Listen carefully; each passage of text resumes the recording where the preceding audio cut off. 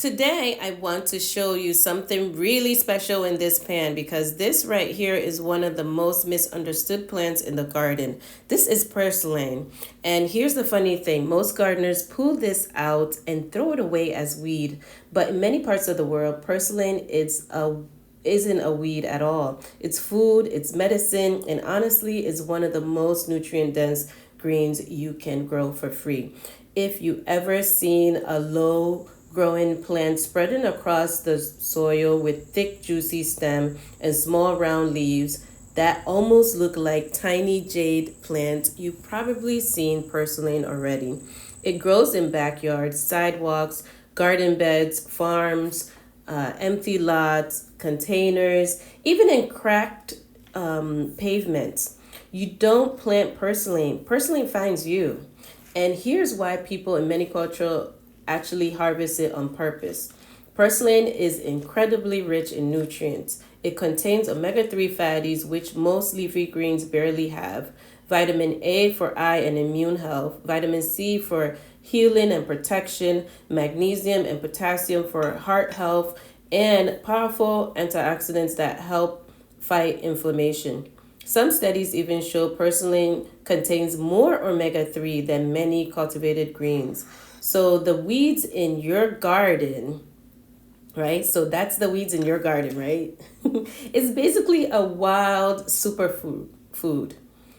In West Africa cooking, Middle East dishes, Mediterranean kitchens, Latin American food traditions, and many Asian cuisines, purslane has been used for generations. Sometimes it's added into fresh salads, sometimes it's added in, sometimes it's cooked in stews, sometimes sauteed like I'm doing today. Because when cooked, purslane gets soft, slightly tangy, and almost silky. It has a gentle lemon leaf flavor that pairs beautifully with onions, garlic, pepper, and spices. So today I'm stir frying it simply, just onions, pepper, bell peppers, carrots, seasoning, and the purslane. Nothing fancy, because good food doesn't need to be complicated, especially when the ingredients itself is this powerful.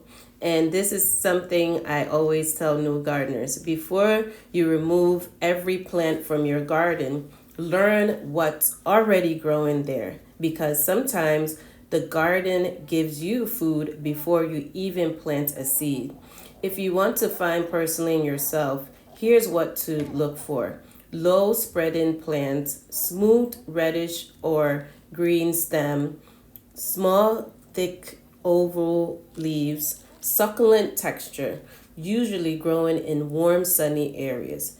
But very important, always correctly identify wild plants before eating them. Never harvest from roadside sprayed with chemicals. And when in doubt, check with a local garden expert or plant ID guide. Safety first, always. So the next time you see purslane growing in your garden, don't rush to pull it out. You might already actually been pulling them out. You might also, if you decide after watching this video, you might actually be pulling it out for dinner. And honestly, this is what growing food is really about. Not just planting new things, but learning to recognize the abundance around you. If you want more simple garden to kitchen ideas like this, follow along with Tasty Harvest, because sometimes the most powerful food is the one growing quietly under your feet. So as I chop up all these vegetables, I am thinking about all the things that are growing in my garden. And this purslane was actually at the farm that I was working at that summer, and it was all over, growing everywhere. So I harvest it heavily and offer it to people, but everyone was skeptical about it. Since I already did my research on purslane and learned about it and thought, okay, I need those nutrients, I need the omega-3 fatty acid, I need the vitamin A, and I need the antioxidants as well as the vitamin C. So that's why I am making it the way I'm doing it. And I thought the easiest way was to do the stir fry. The stir fry will make it quick and easy to have for lunch.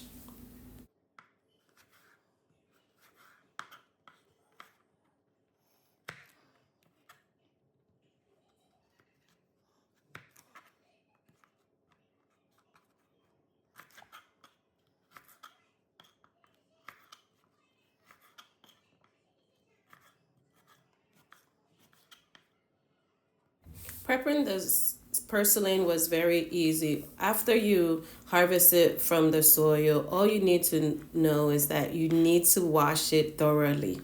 You're gonna wash it and you're gonna see some black specks. Those black specks are actually the purslane seeds, and if you want to keep them to plant again, you can do so. And also, if you wash it in a bowl, that water, if you pour it anywhere, you are bound to have purslane growing as well. So now let's get cooking. I just had this simple pan with some oil, and then I'm just gonna add all the ingredients in there to build up the flavor. So we start with oil. And you could use any oil, any vegetable oil, any cooking oil. And then I add in the aromatics. First, I love adding in some onions to saute it so that it starts to soften up and also to build up flavor. So there you go. I have the onions there. It's gonna cook for at least maybe 2 minutes. We're gonna stir it up a little bit till it starts to turn a little bit brown, and then we'll go on to the next stuff. Then we'll add in the peppers also. I like to have my veggies when I do stir fry. I want them not too tender. I want them a little bit hard, on the harder side, so I don't leave it sauteed too long. And then you put in your chopped purslane, and that's it. Like, this is the easiest part. You put them all in there, and then you just start sauteing them, and then you start building up flavor. I added the carrots on top. I like the carrots to be on the harder side. I don't want them as soft.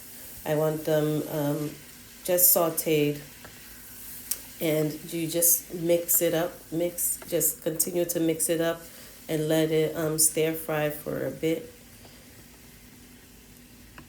And then you begin to add flavor on there. So I add the basics is salt and peppers. And then I add some garlic. I had some garlic paste and ginger paste that I put in there to add some more flavor to it. And then you just keep on mixing it in and stir frying it gently. And then you add salt.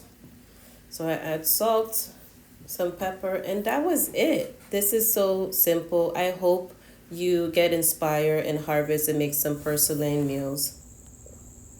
So let's grow one plant at a time. You got this.